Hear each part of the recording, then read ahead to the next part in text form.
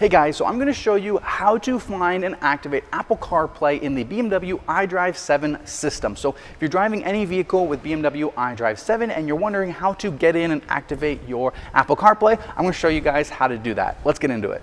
Okay, so now I'm going to show you guys how to do it. So first thing, iDrive 7, you want to go car, you want to go settings, general settings, and then scroll down to mobile devices.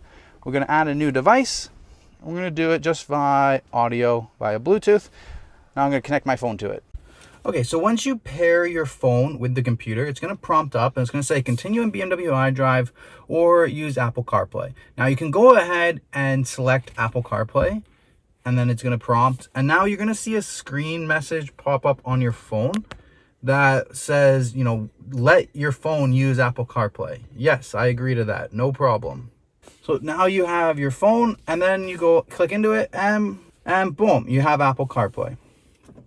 Now, if I go home, I go back to BMW menu. I go into car, actually, let's do COM. I go to phone devices. I want to change away from Apple CarPlay. I just click BMW iDrive. I want to click Apple CarPlay. I go back into it, confirm.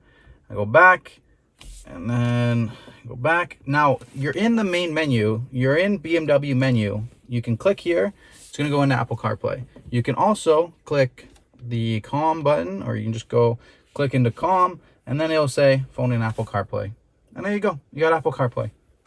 Hope this guys helped you out connect into your iDrive 7 BMW for Apple CarPlay. If you enjoyed this video, absolutely smash the like button, as it does help me out, grows on YouTube. Consider subscribing for more BMW content, giveaways, all that good stuff, and I'll see you guys next time.